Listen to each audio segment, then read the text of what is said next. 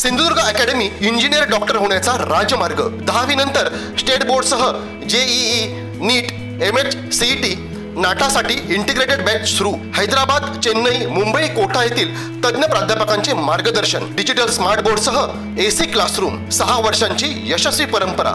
आमच्या संस्थेतील 82 विद्यार्थ्यांना मेडिकल तर 134 विद्यार्थ्यांना इंजिनिअरिंगला प्रवेश। पत्ता इंद्रायणी शिक्षण प्रसारक मंडळ संचलित Pushpasen Sawant science junior college, वाडी उमरमळा, मुंबई गोवा महामार्ग, ओरोस। संपर्क 91 58 73 45 87 88 10 18 53। लोकसभा आणि पदवीधर निवडणुकीत पैशाचा पाऊस पाडला गेला।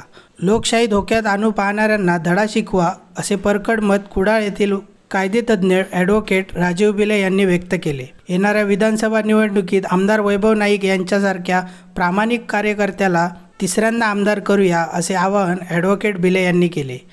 कुडाळ शहरातील अभिनवनगर येथे निष्ठा यात्रेच्या निमित्ताने ॲडव्होकेट बिले यांनी आपले परखड मत स्पष्ट केले। मित्रांनो, पैसे यांनी दिले पाहिजे असं नाही, मला जे काय सांगायचं आहे ते लक्षात घ्या। पैसे सुशिक्षित मतदारसंघामध्ये सुद्धा लोक पैसे घेऊन आले आणि वाईट गोष्ट ही आहे की आमच्या लोकांनी पैसे घेतले आणि मतदान केले। ही खूप वाईट गोष्ट आहे। माझ्या घराकडे 3-6 हजार रुपये घेऊन माणूस आला पदवीधर मतदार, ते 12 वर्षात 3-6 हजार रुपये। मी त्याला सांगितलं 6 हजार रुपये ते घेऊन आला ना, तुम्ही घेऊन जा, मत देणार नाही हे लक्षात ठेव आणि हे पैसे सुद्धा घेऊन जा हे मी त्याला सांगितलं। संध्याकाळी 7-8 वाजताचे आणि त्याला मी हे विचारलं की तू माझ्याकडे पैसे घेऊन येण्याचं डेअरिंगच कसं केलं?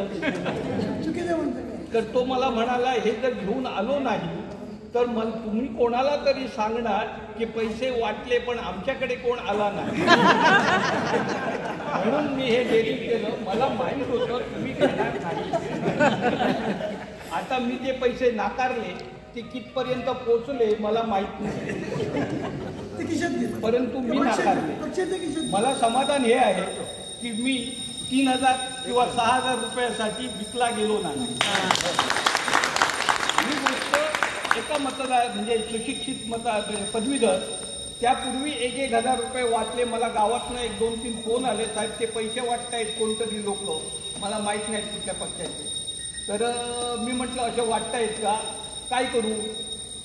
म्हटलं काय करणार, मी काय सांगणार? म्हणजे एक तर आता तू नको म्हटलं तर तुझं 2,000, 5,000, 10,000 तर माझ्यामुळे नुकसान होणार। तुला घे म्हटलं तर मी भ्रष्टाचाराला पाठिंबा दिला असा होणार। त्यामुळे घे आणि त्यांना मत घालू नको असं म्हटलं तर उद्या मार खाशील। घे आणि मत दे असं म्हटलं तर माझ्या मनाला पटत नाही, त्यामुळे मी तुला काहीच सांगू शकत नाही। मी त्याला फोनवर उत्तर दिलं, परंतु त्यावेळी माझ्याकडे 1,000 रुपये घेऊन कोणी आला नाही।